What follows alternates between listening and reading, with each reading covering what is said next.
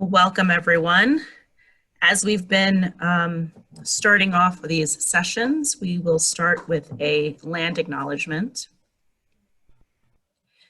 Raise the Bar Consulting and the facilitators of the Courageous Conversations series respectfully acknowledge the traditional owners of this land that we live and work on.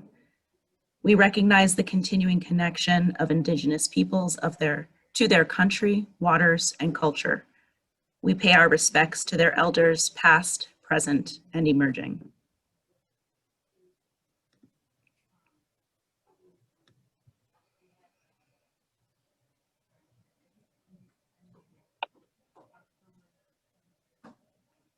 So I'm going to go ahead and, Jennifer, did you want to say a few words before we turn it over to Innocent?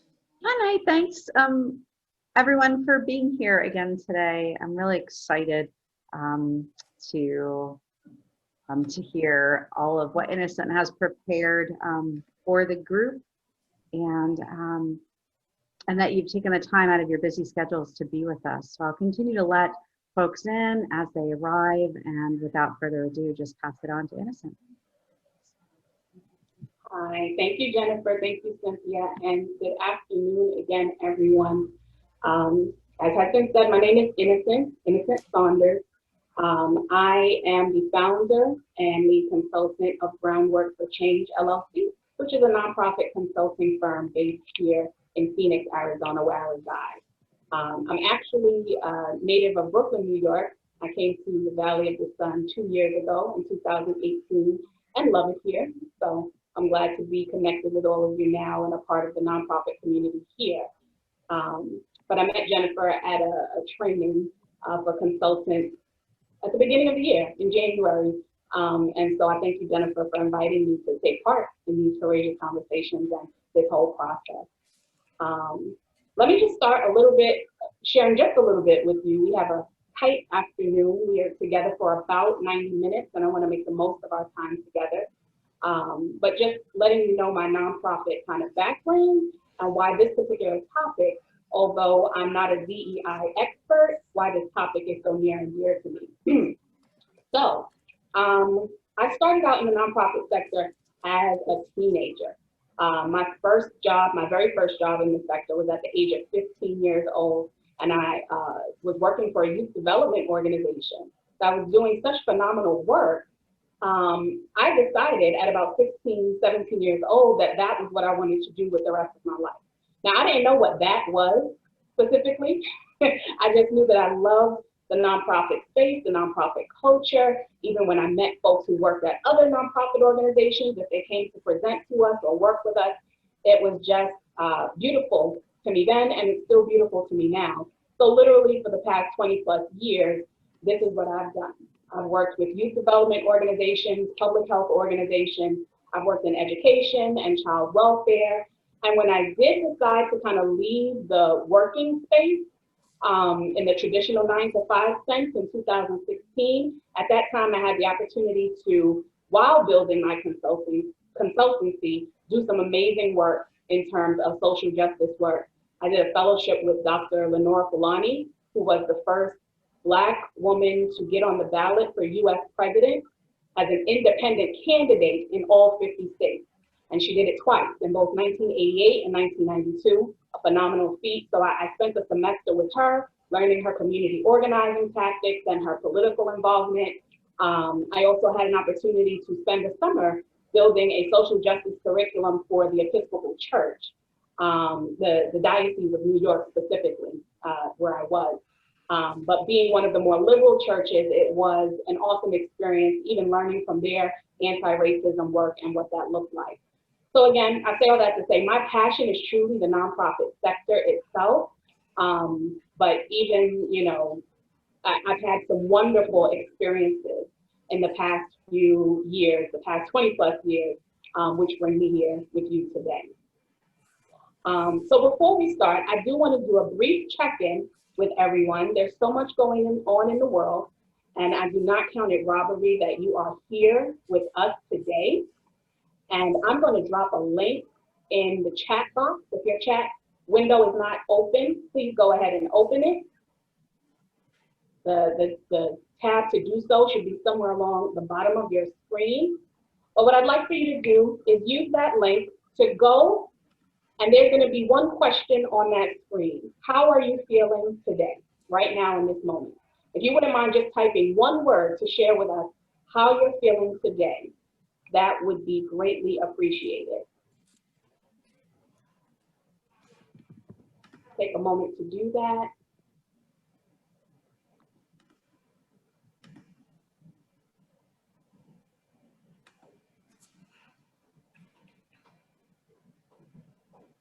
Responses are coming in. I even think those of you who are typing in the chat box, I see those as well.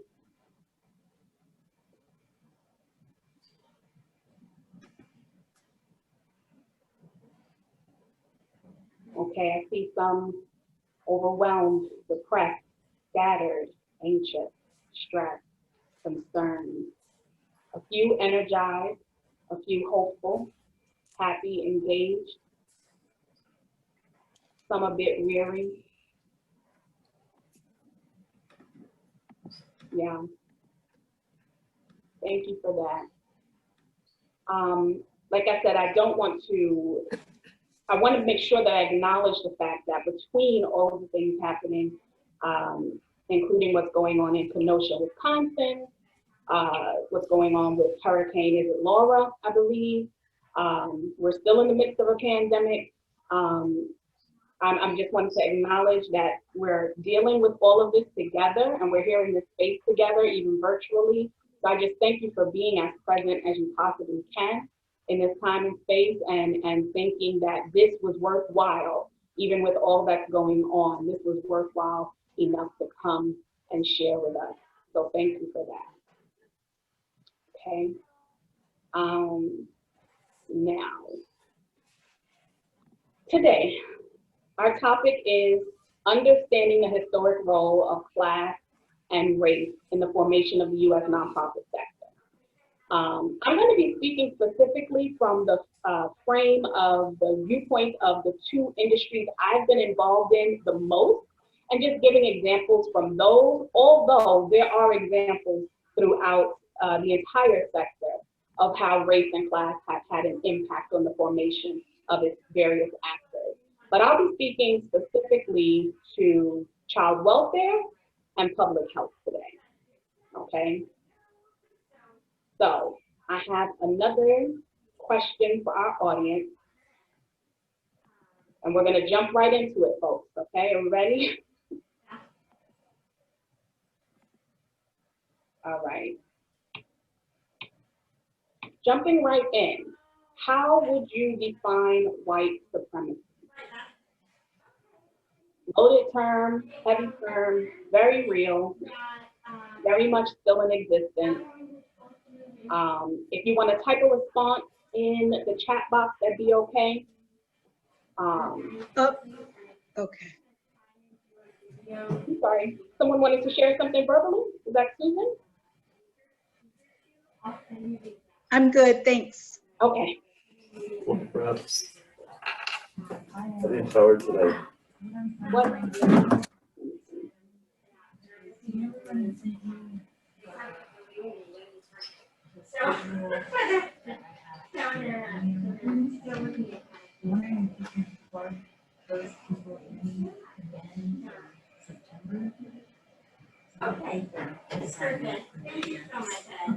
And if you do have background noise, if you wouldn't mind just moving your phone or device, that'd be helpful. So the definition we're going to use today is the belief that white people are superior to those of all races and should therefore dominate society politically, socially, and institutionally. Now, this is according to Oxford Online Dictionary. I also want to add in economically into that. Although that might fall into socially or politically, I absolutely want to make sure I acknowledge that as a standalone category itself. So the belief that white people are superior to those of all other races and should therefore dominate society politically, socially, and institutionally. And as most of us know or should know, our entire American society just by virtue of who founded it and the reason for its founding, is based in white supremacist ideology. Now that may not sound like a pretty fact, but it is indeed a fact. Okay, our founding fathers of this nation happened to be white men who were escaping European rule and oppression and taxation and all of those things. And very clearly, even in our historical artifacts, you know, Declaration of Independence made it clear that the intent of coming to establish a society was for the pursuit of life, liberty, and happiness of those men who came here, not the men and the women, not the men and the families, not the slaves that eventually came over as well, and not the indigenous people who were actually found here, but for those men. So this is important to us because just, you know, in general terms, and I don't want to be too academic, when we start to look at how systems and policies and procedures and institutions are set up in our country, they all have a foundation that is white supremacy. Even if perceived to be noble in cause, even if perceived to be for all the quote unquote right reasons, even if perceived to be charitable in its endeavors, the foundation, if we go far back enough, will be found in white supremacy and having its laurels and values propped up by white supremacy. It's not just white hoods and white robes and burning crosses, and it has not ever been just those things. But it's deeper than that, and we'll just talk about a bit of that as we go through the day. Okay, so I have comment, question. I have another poll for us to do. Someone said when it comes to white supremacy and the founding, they think they said men and they meant men. Okay, just remembering here that we're agreeing to disagree. We're not going to change all minds, or we're not seeking to change all minds today, just a presentation of what it is, okay? But let's take this next poll here.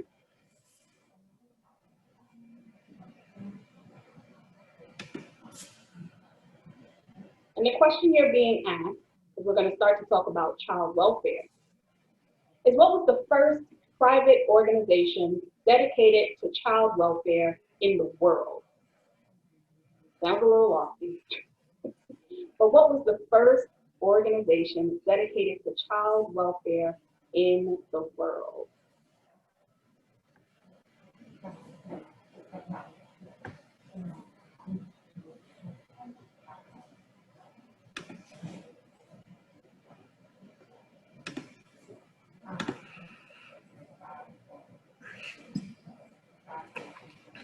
Answers are coming in. We have 12 respondents.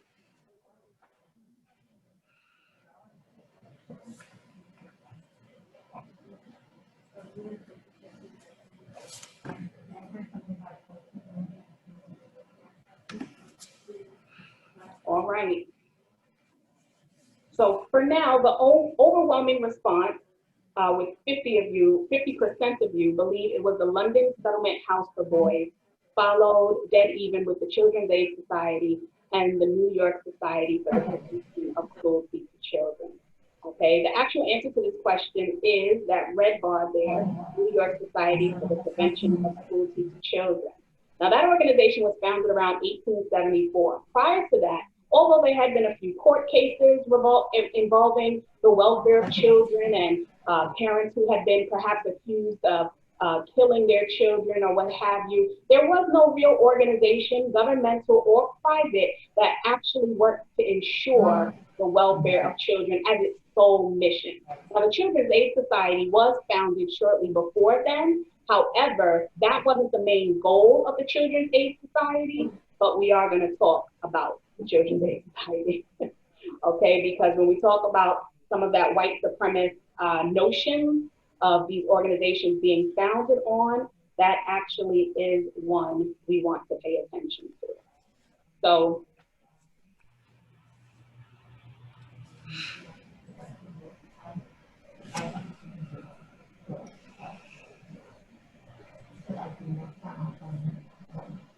Indian boarding schools.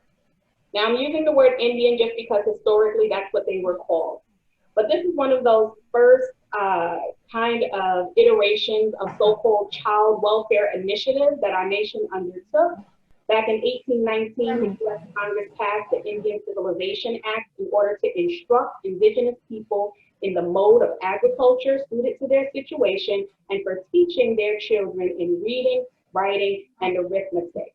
However, these boarding schools that were set up, they were done with funding from the U.S. government, and they were done strictly to assimilate these children into American culture. And so essentially, many of these young people, all of these young people, the design was to strip them of their ethnic identity, have them to conform to American social norms and societal norms. And the great tragedy, one of the greatest tragedies of it is that the majority of these young people did not come willingly. Their families did not consent or turn them over, right? Very many of the history books consider it a kidnapping by the American government. And just the complete obliteration of their faith practices, cultural practices, all with the sense of that we were doing a good thing. We were doing the right thing. We were doing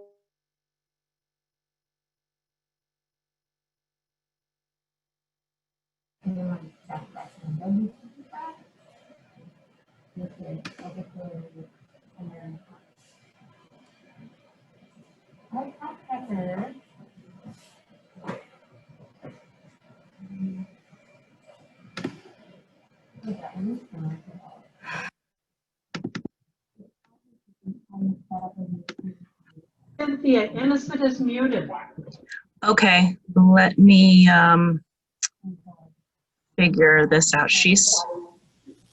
There we go. I don't know how that happened, but Oh yeah, I don't know what happened there. Just trying to find you. Okay. it's all right. And talking about the Indian boarding schools, one is where I do my walks, not in the summertime, but Steel Indian School Park sits where the only Indian boarding school in the state of Arizona was. So that was a kind of a personal tidbit for me, but I'm reminded now of exactly what happens there when I go take my walks and when I pass by that location. Orphan trains. Let me see really quick in you can raise your hand or something, or say yes, me, I. I'd like to know how many people are familiar with orphan trains. I've heard that term before. Okay, I saw one hand.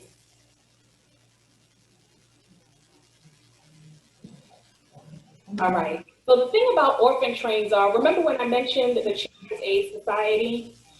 The original founder of the Children's Aid Society was a gentleman by the name of Charles Loring Brace. And he was a minister, and in the mid-1800s, he founded the Children's Aid Society with the supposed aim of helping poor and pauper children, right? He based his work, though, in the Children's Aid Society on his own methodology, which he produced in a written work, a book entitled The Best Method of Disposing of Our Pauper and Vagrant Children. I'm going to read that again. The Best Method of Disposing of Our Pauper and Vagrant Children. And in this now very well respected and doing phenomenal work, long-standing child welfare organization, what they did was they went throughout the streets of New York. It was founded in New York. And they collected, literally off the streets many times, poor immigrant Italian and Irish children, Catholic Italian and Irish children who were considered to be the bane of society in this Protestant country, the bane of society in our cities, and the source of so much urban blight. And they would round up these children and ship them throughout the country into the Midwest to find loving, caring Protestant homes. The thing about it is, though, it became child labor, essentially, because the loving, caring Protestant homes most of these children were going into were actually in the farming communities where folks needed help on their fields. And so the lore in some of the literature was to help us save these babies, They need good homes, but you'll also get to raise them in your farming family and teach them the laurels and the values of good work. And essentially it became an almost unending train of orphans, so-called orphans, as many of these young people also had families that they were taken from, moving throughout the country.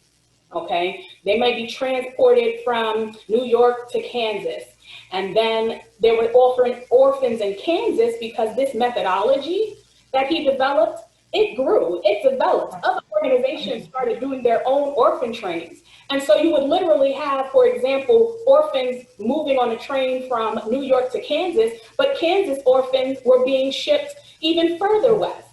And it was just a ridiculous and horrible so-called initiative in child welfare. But this went on for years. Between 1854 and 1930, as many as 200,000 children moved in these orphan trains throughout the country. Okay, so again, just thinking of, even though these organizations, some still existing, were designed supposedly to do good work, the kind of values they were based on were white supremacist in nature, okay? And then the Freedmen's Bureau. Now, the Freedmen's Bureau was actually a part of the US government. Innocent, sorry, just a quick question that came in from a question about the trains. Were these all white children that were being transported?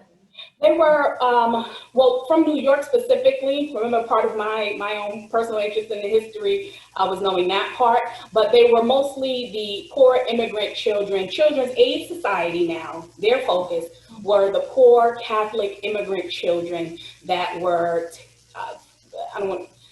taking up space, so to speak, in our urban cities and making them not the beautiful, shining places that members of society in a higher socioeconomic background may have wanted them to look like. But I'm almost sure that they were not all white and or immigrant children. A vagrant child was a vagrant child, and that needed to be removed from the streets. That was the philosophy. And at the time when those groups came over, they were not seen as white people by American society. Right. So it's another component of this, how whiteness gets redefined through the generations as those waves of immigrants suddenly become acceptable enough in American culture compared to others. Yeah, thank you for that, Jennifer.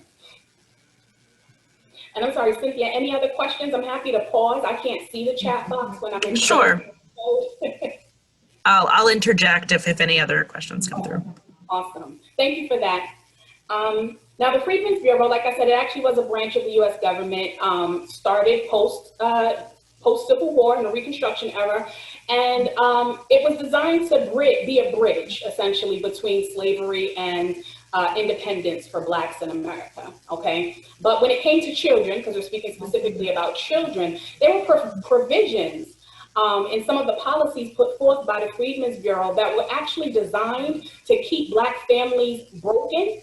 And if you just think about slavery, Black families were already literally broken up, children sold from their parents, parents sold from away from their children. So the already broken families of Black slaves during this Reconstruction era, the Freedmen's Bureau being designed to help them, actually encouraged those families to remain broken. They discouraged grandparents from officially adopting their grandchildren. And what that meant, unfortunately, was for those young Black children who were now new out of slavery, okay, without a real familial connection, those families were not eligible for any Freedmen's Bureau benefits.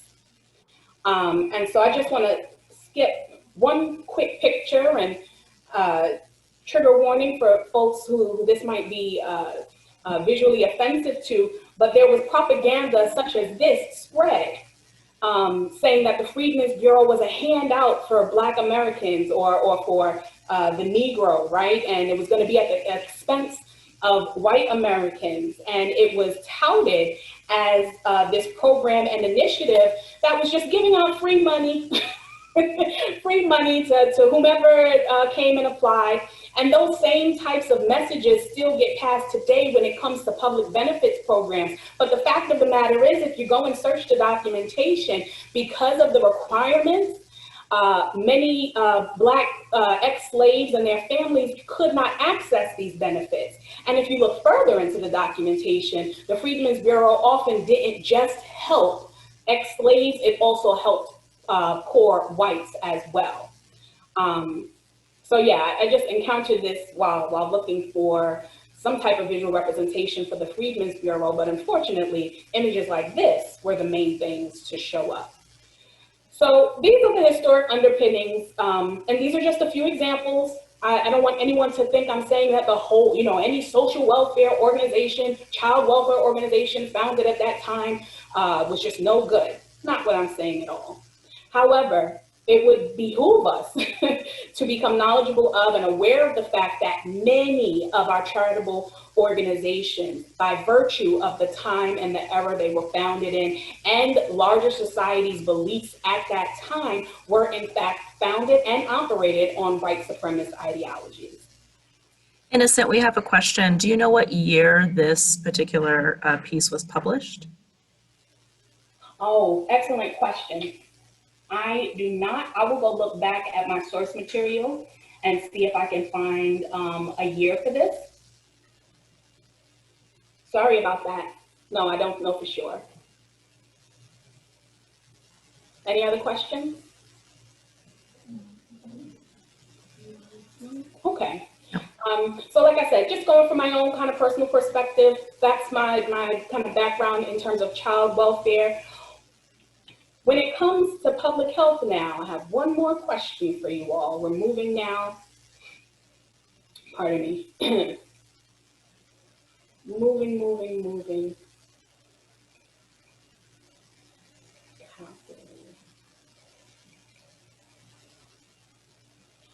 My next question is, where was the first birth control clinic in the United States located? Tap on that link and vote for where you think the first birth control clinic in the United States was located. I see someone in the comments said upstate New York.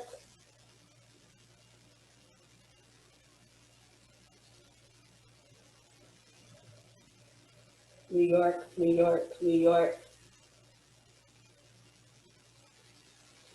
I see some Boston, Massachusetts on the poll here.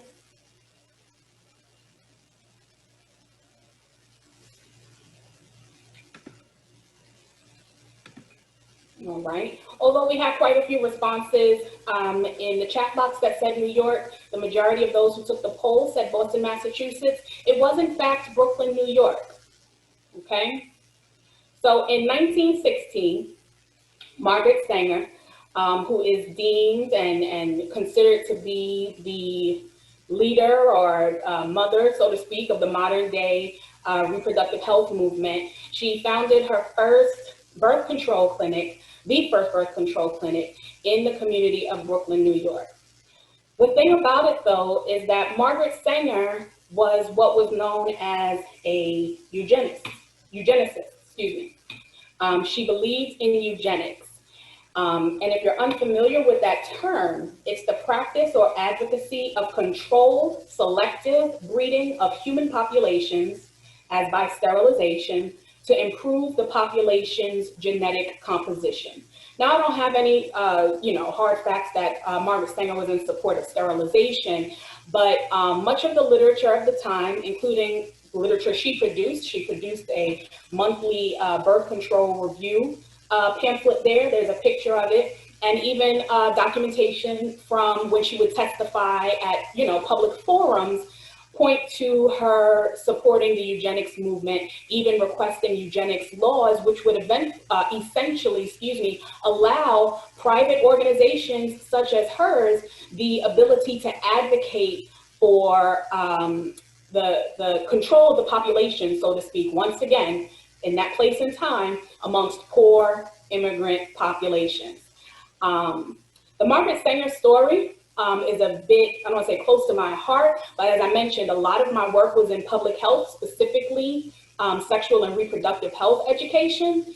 And Margaret Sanger's clinic happened to be maybe a 3-minute walk from where I grew up in Brooklyn, New York. Right on Amboy Street, maybe 4 blocks from where my home church at the time was. And again, at that time, that community was, it's always been a poor community, but then it was filled with Jewish factory workers, poor Jewish factory workers, and some Italian immigrants. And so the location of the clinic, although it was shut down probably no more than a month or 2 later, and publications such as this just reveal, again, those underpinnings of values. It wasn't about the health of the woman, it was about ensuring that the white race was pure and clean and rose to the top, and that the undesirables, so-called, of society would be minimized by contraception, okay? Any thoughts on that before we move on? There's just a newspaper clipping where she was testifying and asking for a code or a law, a eugenics law, again, that would save the babies, it says, as she's quoted saying, so that children would come into this complex realm with a heritage of wealth and with a certainty of a happy home and proper nourishment to arm them for life's struggles. Okay. Mass sterilization. Doesn't sound like something we as a nation would participate in, but unfortunately we did, and it went on for quite some time. So between the 1930s and the 1970s, as you can see there, approximately 1/3 of the female population of Puerto Rico was sterilized, making it the highest rate of sterilization in the world. It was a Puerto Rican eugenics board that passed the law allowing sterilization in 1937, and it was funded by the US government. And when they refer to sterilization there, they're talking about hysterectomies, the removing of the female reproductive organs. And it was so common. Remember, it says 1/3 of the population. It was so common. Women in Puerto Rico simply referred to it as la operación, la operación. Don't want to say that word wrong, but it was simply called the operation. Oh, did you get your operation? Yeah, I got my operation. Are you getting your operation? Yeah, I'm going to get my operation. It was so commonplace that, you know where the clinics, many of the clinics were that they set up and funded to do these operations? They were literally in the factories that the women worked in. They were in the textile factories. And part of it was very political, in terms of wanting to get rid, again, of poverty and overpopulation in Puerto Rico and making it a desirable place for people to go and want to live and establish businesses. And to do this, they instituted this mass sterilization by pressuring women into getting the surgery, by convincing them it was necessary, and some they did not even tell that they were going to do it or that they did do it. Now, Puerto Rico is a part of the US, and so that's why it's here, but this mass sterilization and this concept overflowed into the states as well. As part of the eugenics movement, this was also done in southern states, and there are documentaries that exist where you can view and learn about this as well, but it happened in southern states with Black women where they were not told and or pressured into getting hysterectomies at very young ages, many before they even were able to bear children. And it also happened in California amongst the Mexican population. And in fact, this little protest picture here is from a protest in the 70s where women were protesting the deception and the pressuring of Mexican women and minority women in California to get sterilized. And again, you know, all perspectives are valid here, but speaking from my own experience, things like this are dear to my heart because I worked in the field of reproductive health for so many years and saw the distrust that still lingers. 1970s is not long ago. And saw the distrust that still lingers amongst immigrant communities, communities of color, in terms of trusting healthcare and public health officials, even your local public health officials. Any questions there? No? All right. And then just my last example for public health is one I think most people or a number of people are familiar with, and that's the Tuskegee syphilis experiment, also known as the study of untreated syphilis in the male Negro, where for 40 years, between 1932 and 1972, there were 600 men enrolled in this so-called public health study to see how syphilis affected the Negro body, Black people's bodies, differently than white people's bodies. Of course, and unfortunately, the thing about this that made it such an atrocious act in American kind of medical history was that these men were not treated for the syphilis that they had, right? I believe approximately 400 of those 600 actually had syphilis, while the others were some type of a control group. But they were all lured with the idea of free healthcare. And this was 1930s. These were sharecroppers. These were men who many had never been to a doctor before.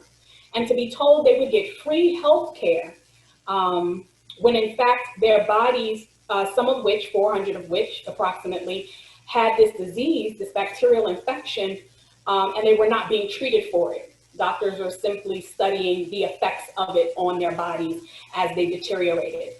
And so over those 40 years, some of these men died, some, you know, went into an effect of syphilis is that it will drive a person, mentally ill, for lack of a better term, it will drive a person mentally ill. And then of course it gets passed to loved ones, their wives and children. According to the statistics, by the end of the study in 72, and the only reason the study ended was because somebody whistle blew, okay? Somebody told, and it ended up in the news. But 28 participants had died. 100 more had passed away from syphilis-related complications. At least 40 spouses had been diagnosed with syphilis, and at least 19 children born from those gentlemen had contracted syphilis at birth. So again, these are some of the reasons to this day that poor immigrant and Black, Indigenous, people of color communities are distrusting of American public health systems and distrusting of social service institutions sometimes across the board. And I know I went to two different kind of sub-industries of the sector, but technically we went from the 1800s all the way up to 1972, just tracing the white supremacist-based ideologies that supported what we called social service work, nonprofit work, whether it be private or public, whether it be government funded or privately funded. But this is some of our nonprofit social sector history. I want to pause there.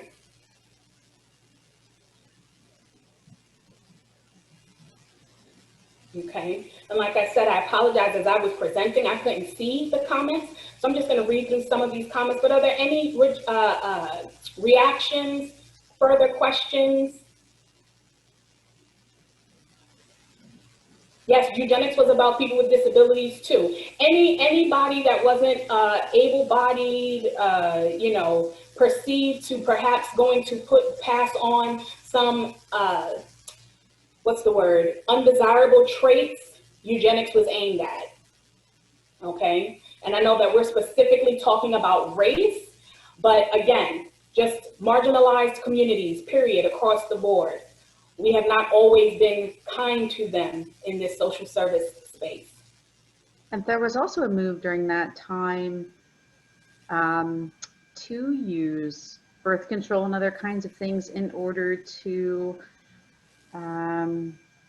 help people limit family size as a way to rise out of poverty, or at least that's what was assumed at the time.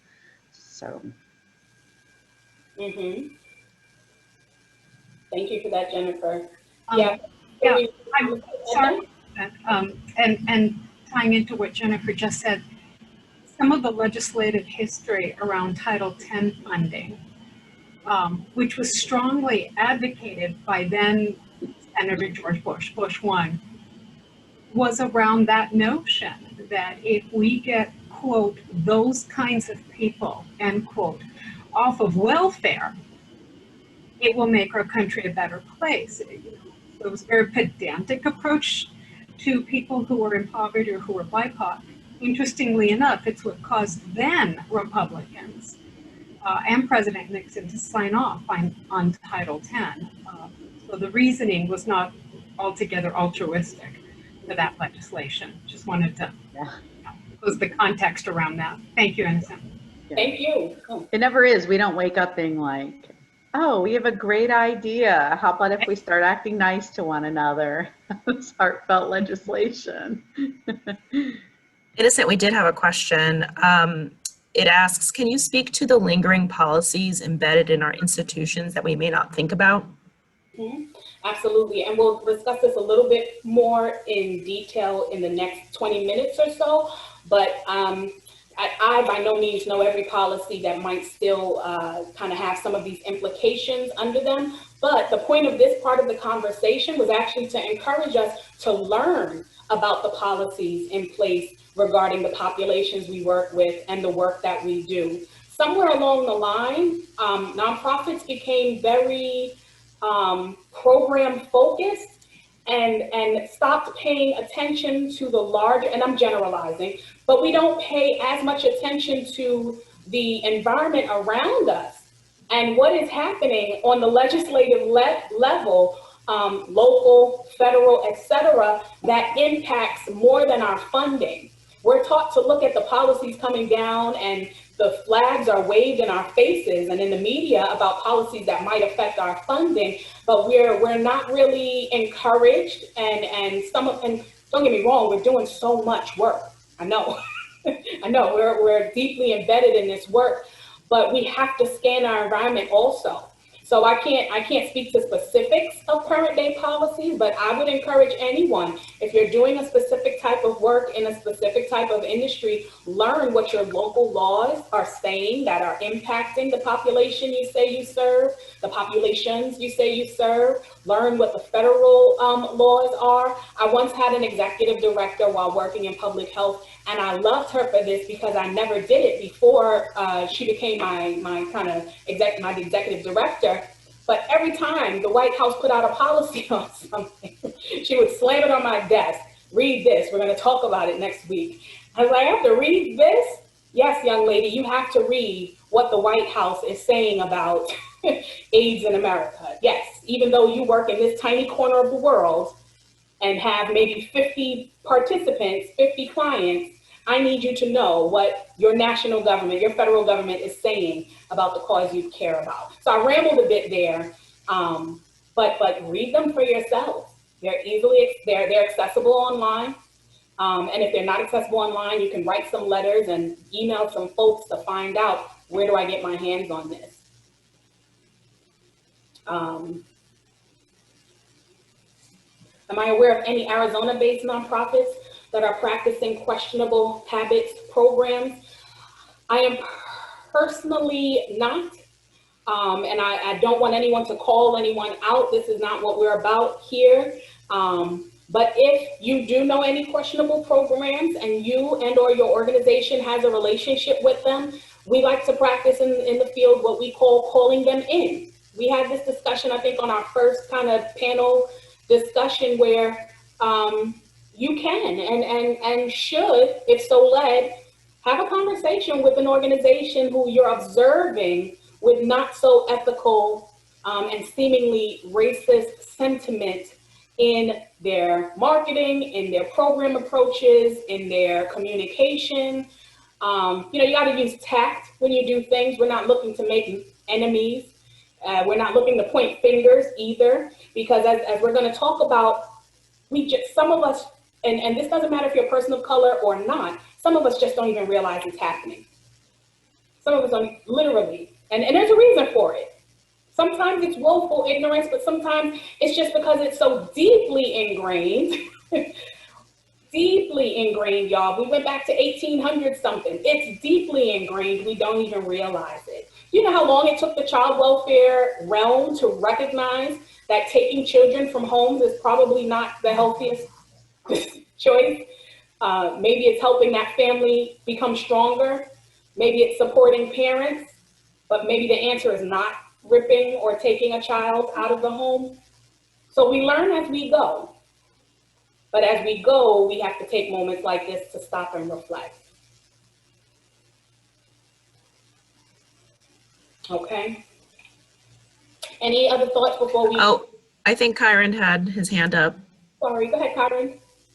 I just wanted to acknowledge just how awful this makes me feel inside. I just wanted to acknowledge that we're having this courageous conversation, and sometimes it's like, let's take a moment and just breathe. I was reading many of the comments. Just, this is a horrific feeling that I have in my chest.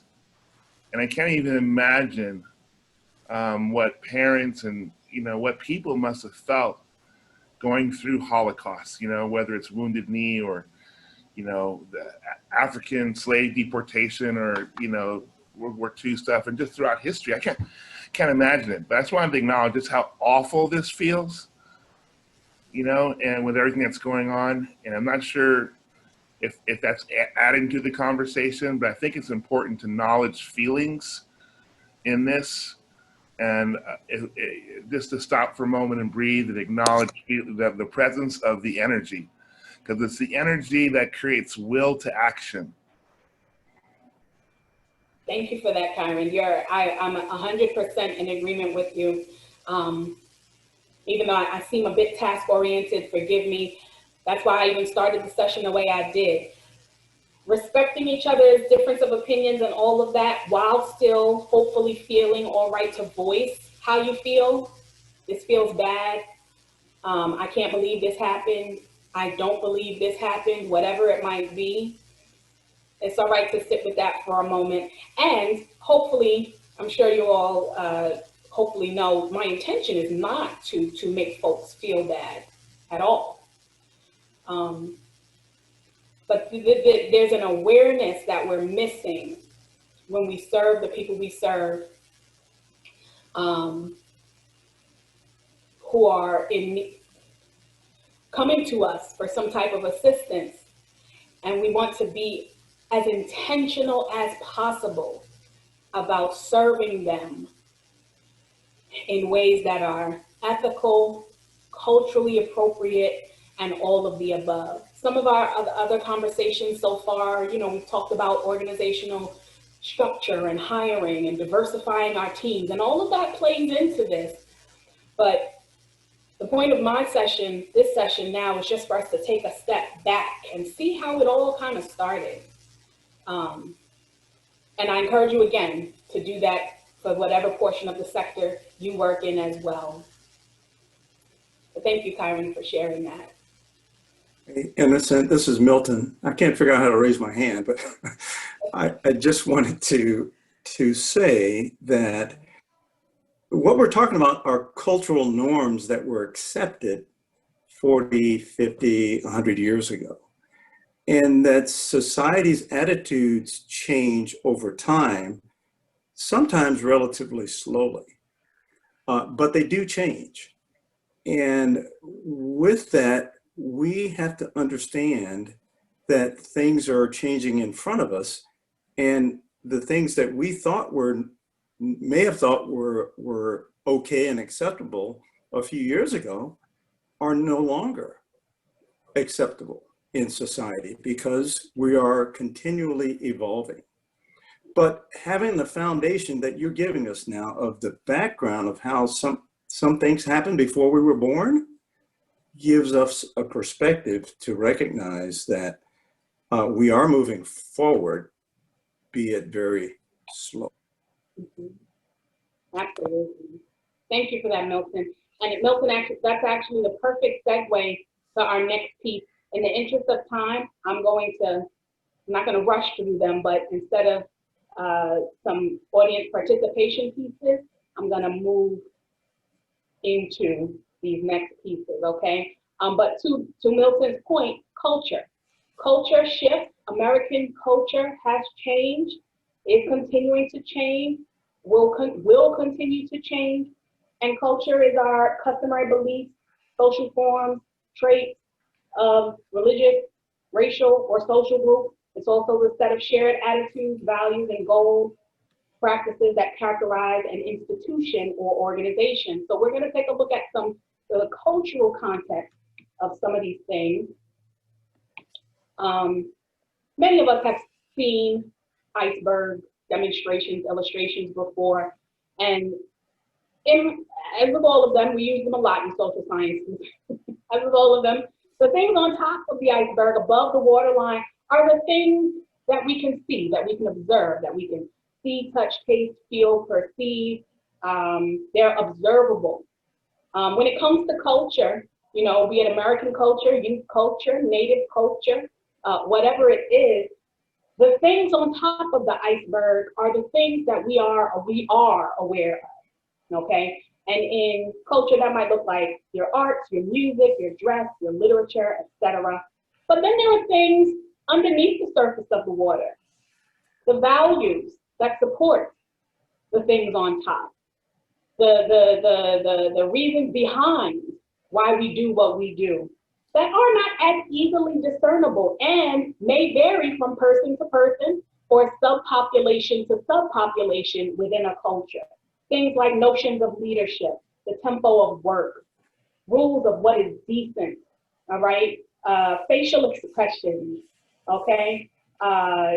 Attitudes to the dependent, okay? Patterns of superior and subordinate relations. These things vary across all types of cultural lines. But again, when we come together to do the work that we do, it's not always easily identifiable. Now, we talked a little bit about white supremacy, or a lot about white supremacy today. White supremacy as a culture is a thing. And just in line with what Milton said a few moments ago, and I don't think he saw my slides beforehand, when you talk about white supremacist culture, the things above that are easily identifiable, we know it when we see it: lynching, burning crosses, swastikas, racist jokes, racial slurs. Those are the parts of white supremacist culture that we can see and identify. And thankfully, as we have moved throughout time, these have also become the elements that we have penalties against, that are not socially acceptable, that we supposedly don't do, okay? We have agreed, the social contract says that these are elements of racism and white supremacy that we do not do.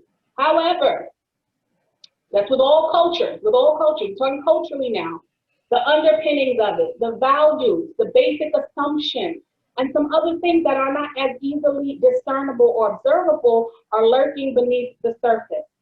Tokenism, hiring discrimination, okay? Eurocentric curriculum, when you're talking about how we teach and when we teach. Color blindness, okay? The concept that one doesn't see color. Police brutality, okay? Discriminatory lending, and we could probably add 100 other things to this.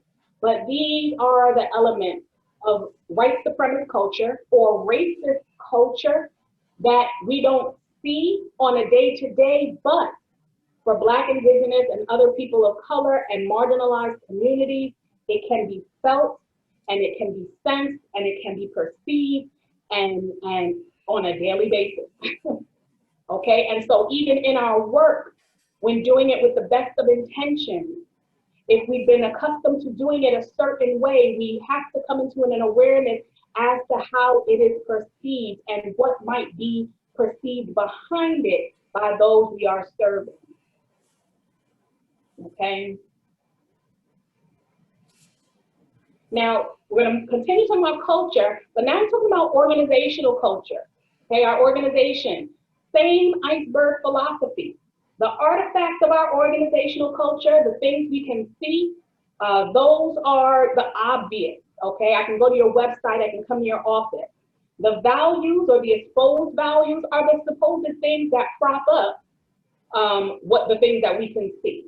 But then there are underlying assumptions, which are the things that on an individual or subgroup to subgroup basis are the reasons behind why we're doing. Remember when I was talking about Margaret Sanger and our friend with Bryce, the Children's Aid Society guy, and you know, all the folks that had good intentions, okay, being hit. I mean, the Children's Aid Society is still around, and I don't know about out here, but it's big business in New York. That's a major child welfare organization, all right? Margaret Sanger, like I said, that first clinic she founded was not what became Planned Parenthood, but the next clinic she founded was what became Planned Parenthood. So the work of these organizations and the intent behind it seemingly has shifted, but originally, the original folks and the original reasons, they had a lot of underlying assumptions about the people they were so-called serving that led them to do the work that they did and to start the organizations that they did. So you can't always be sure of what that is unless we talk about it, okay? Again, the artifacts on top, what you see, the values in the middle, what you say, and then the underlying assumptions, what you really believe.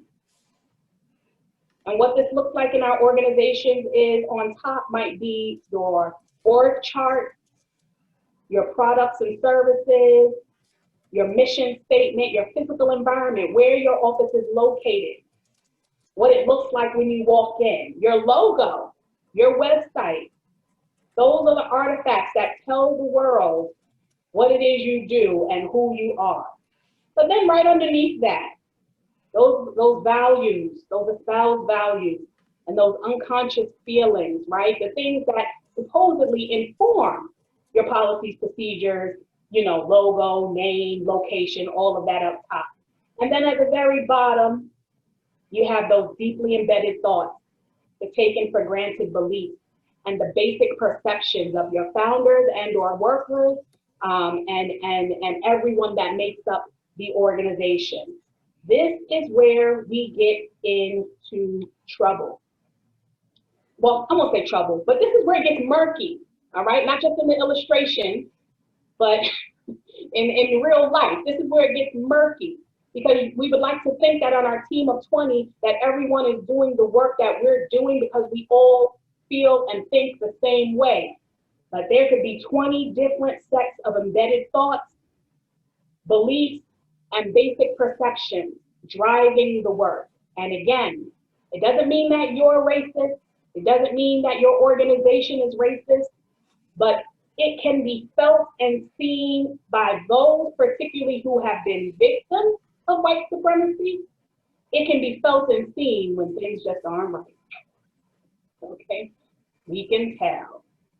Okay, and even if you're unaware of it, you need to know if your clients and or your staff are feeling it, sensing it, and how they're responding to it. So I want to pause here because we are going to do a case study and examine some of these cultural things, these artifacts, these values, and these beliefs. But again, I want to pause and just see if there are any questions, comments. Cynthia, did you catch anything? There's no questions that came through the chat, but I encourage anyone to unmute themselves if they do have a question. Yeah, okay, awesome. So here's what's going to happen. You saw that little logo I shared there, We Got Y'all. Anyone here know what We Got Y'all is? You familiar with We Got Y'all?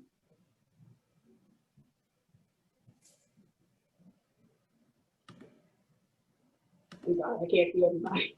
All right. Doesn't seem like anyone knows. Yeah, no, that's fine. And that's perfect, okay? We Got Y'all, and I'll just put it up really quick. What is this technology, y'all? We Got Y'all is a fictitious organization, okay? It was born on HBO on a show called Insecure, where the main character is a woman of color. She's a Black woman who, for the first 2 seasons, works at this organization called We Got Y'all. Can I tell you whether or not you are a fan of the show? I didn't become a fan of the show until word started spreading about this too close to real life nonprofit organization that the main character works for. And her experiences, both good and not so good, but her experience of being a woman of color working at a nonprofit organization. So, I mean, word spread so good in the nonprofit community, and HBO saw how we were responding to We Got Y'all, and they went ahead and created a fictitious, what's it called? A fictitious website for We Got Y'all. All right, and here it is. So if you go here, and I'm going to actually instruct you to, but if you go to the We Got Y'all website, it has their logo. It's a one-pager, y'all, so don't be overwhelmed and think I'm going to ask you to do some deep digging. But it looks real, doesn't it? They did a good job. But what I'd like you to do, and it's hopefully a lighthearted activity, is I want you to go through their website and begin to look for those artifacts, okay? Begin to look for what their espoused values are. And then I also want you to get to those underlying assumptions. Just like most of our websites, they have little bios by the staff here. And we're going to do this in small groups. So what's going to happen is, in just a minute, Cynthia is going to send us all, excuse me, Cynthia is going to send us all into a Zoom breakout group. I'm going to go ahead and put, someone said they watched the series. I'm going to go ahead and put We Got Y'all's website in the chat box. Go ahead and open it on one of the tabs on your computer. Welcome back, welcome back, welcome back. Okay.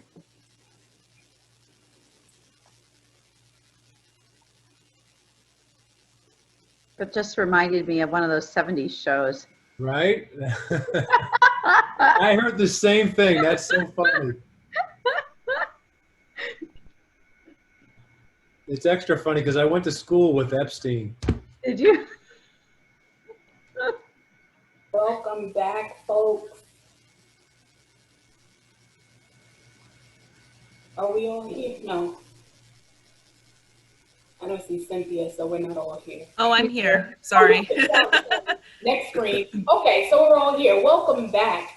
So here's how we'll do this. I hope that was as lighthearted as I intended for it to be. I actually have access to all of your Jamboards, and I didn't follow my own instructions and ask one of my group members to be a representative. So when that time comes for my group, whoever wants to speak up, you can just take yourself off mute. But for group number 1, I'm going to go ahead and share your Jamboard screen.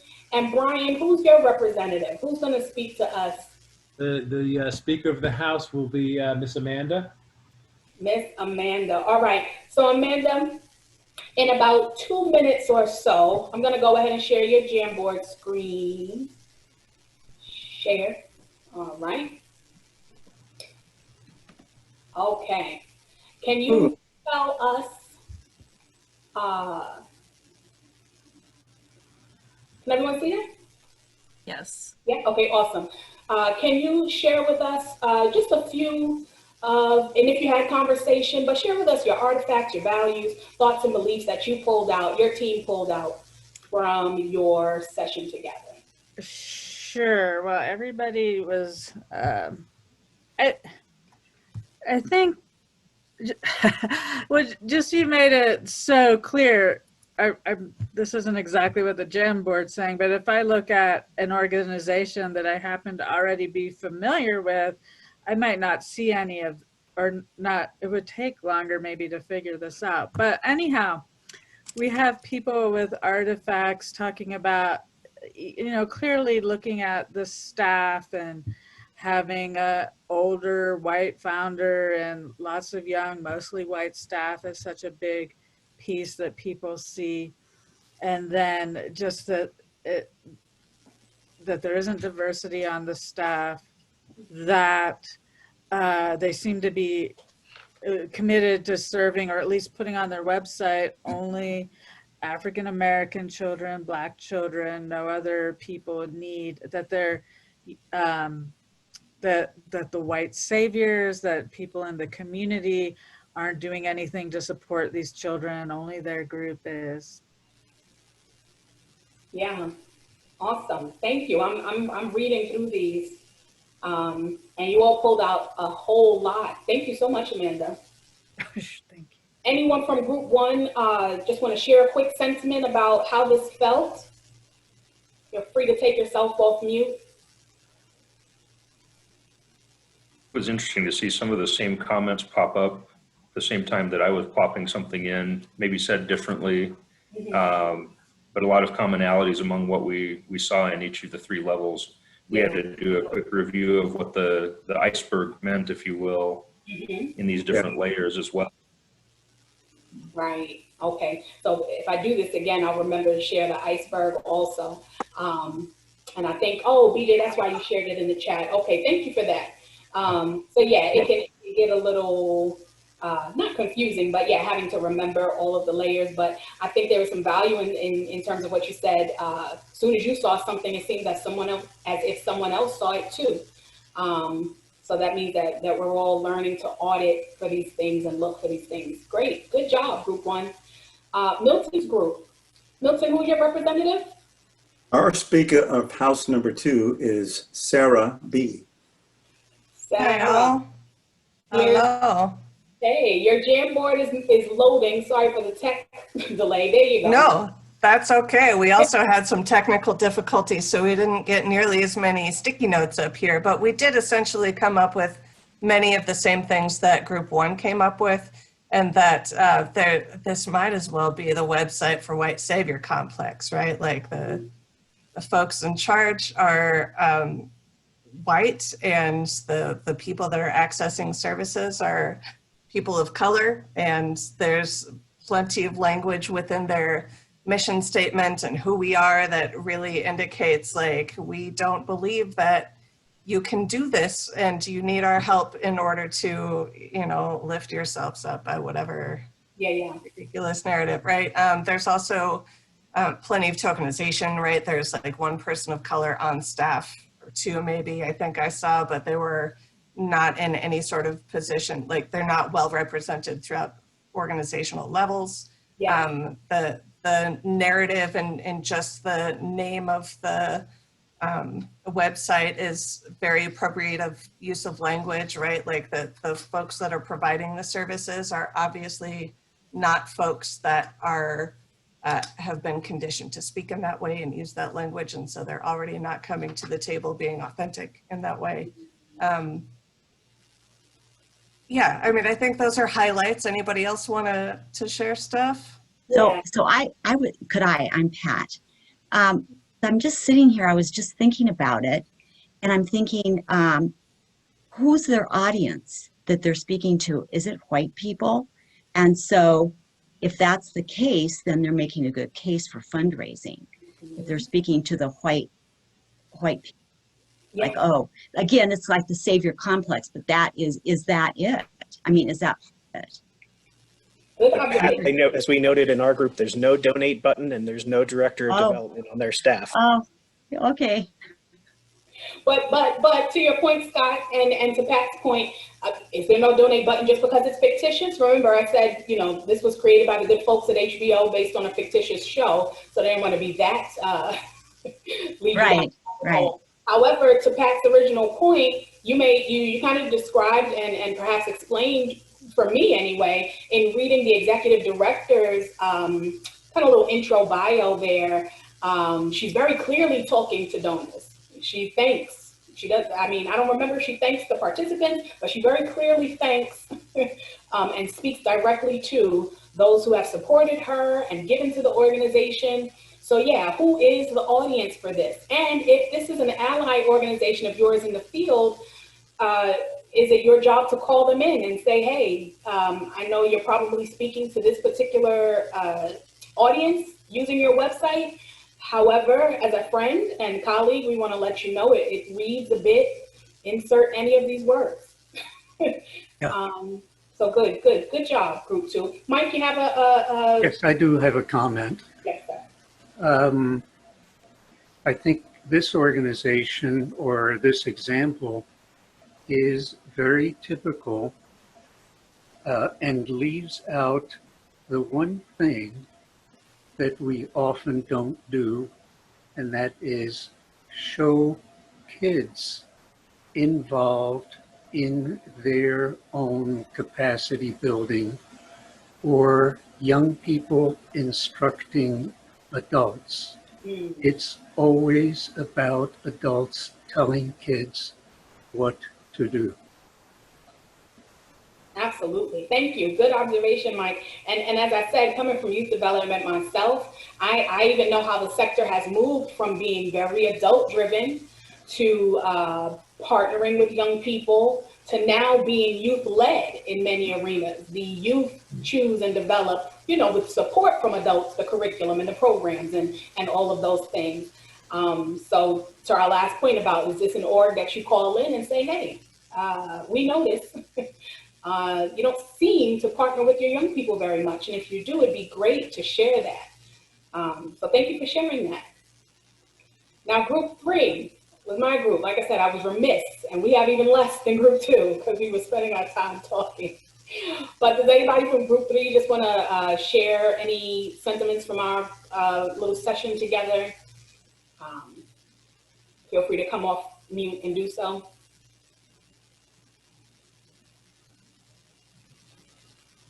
No takers? Going once, going twice?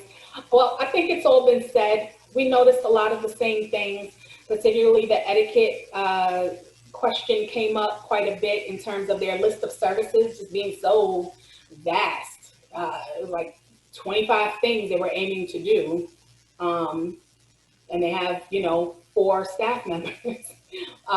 So just, you know, what someone calls it code language in our group, things like etiquette lessons and what that means to the reader of this page. And then someone else mentioned something that stands out to me, that green conscious living that was mentioned on the website. Well, what if you live in Flint, Michigan, or some other community that's dealing with horrible pollution and things of that nature?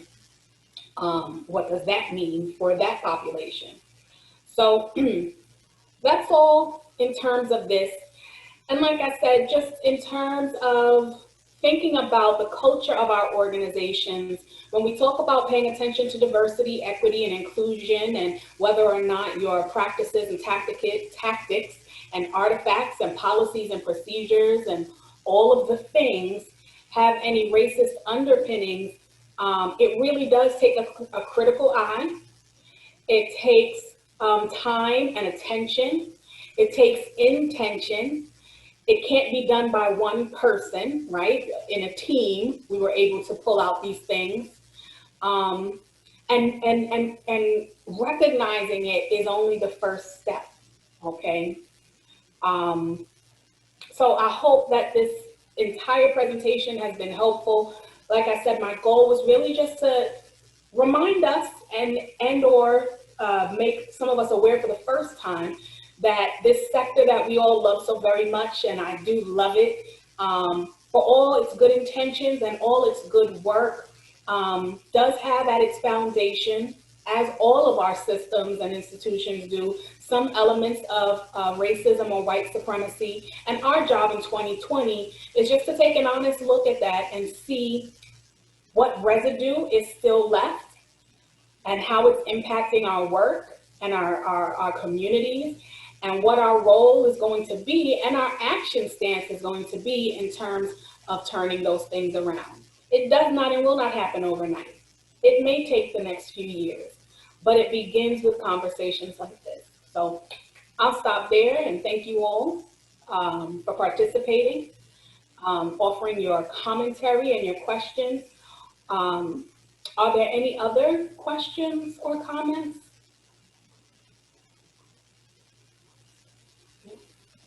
All right, Nothing Cynthia, coming up I'm in going to chat. turn it over to you. Okay, well, I just want to thank everyone again for coming and Yeah. joining us for this session. Our next round of sessions is next week. We have one on Wednesday with Brian Wood and one on Thursday with Kyron Bellinger. So please take a look at those if you have not already registered. I will say now that we're deep into the series, workshops, sessions are filling up fast. And I do believe Zoom will let you register even if we are at capacity and above, but it will only allow up to 99 participants. So if you are really dying to get into a session, please register, get your name on the list, and sign in early. So thank you again, and this will be recorded, so it will be available. Raise the Bar Consulting does have a YouTube page, and all of the sessions will be there. Cynthia, I did have one last question, if I could. Yes, Mike. Yeah, could you say a little bit more about youth-led activities? You're apparently familiar with that as a possibility. I see very little of it and was curious about what you have to say about it. Yeah, so great question. Thank you, Mike. Throughout the years, just working in youth development, I've seen it evolve from, like I said, adult-led youth initiatives to adult youth partnerships to youth-led initiatives. If you were to send me an email directly, I can probably look for specific literature. Advocates for Youth, I'll type the name of that in the chat box. Advocates for Youth has a ton of information about youth development practice and suggested youth development practice now. But yes, in my own work, I've had to, working with colleagues, pivot the work we were doing from being simply youth-led to youth adult partnerships to truly being youth-led. And it's a decision that not every youth development organization has to make. But when you talk about the distribution of power, it takes time and intention to shift your model to that, and a lot of trust for your youth participants, but the results are beautiful. And if you want to talk about real transformation in the lives of youth, not to say that no other approach works, there's great power in truly youth-led initiatives. So there's some youth development literature available in terms of youth-led initiatives. Yeah, if you would put your email address in the chat, that would be great. Awesome. If we have a minute, I also have a question in a similar vein. I'm looking for some resources. Do we have the time? Yeah. Yeah, great. I do similar work for my local LGBTQ community and offer education to Pima County on LGBTQ older people. And I feel like some of the events and context that I use to illustrate some of the same things, and I talk about Tuskegee experiments and all of that stuff that helps people understand why there might be fear in my community for utilizing these services. Also has this kind of adverse effect of service providers kind of deflecting responsibility and saying, well, that community just needs to learn how to not be so fearful. And I'm curious to know if you have any resources that I can look into that help, with the queer community, it's a little bit easier to say, like, here's some of the ways on your forms that you're not including my gender, but I think it goes deeper than that. And I'm wondering if you have any insight into that. Off the top of my head, no, but my work in public health, specifically HIV prevention, my last stint was actually with Gay Men's Health Crisis in New York. So I'm tapped into some folks who can get you that information. So please do email me. And I don't know if it's going to work here in Arizona. That's been my fear. Oh, that's okay. That's been my fear with a lot of what I'm presenting today and period, just because of the cultural difference and wanting to respect the cultural difference, but also knowing, to Sarah's point, that change needs to happen. So yes, email me, please. Let's start a dialogue. Anybody can email me, but we'll start a dialogue and I'll share what I can and connect you to who I can. Okay, great. Well, if we don't have any other questions, then I'll just say thank you again for joining us and come back next week, and I'll see you all then. Thank you. Thank you. Innocent, will you hold on for just a few moments? Sure. Okay, cool. Can't type fast enough. Trying to say thank you. Oh, I need to thank my co-facilitators.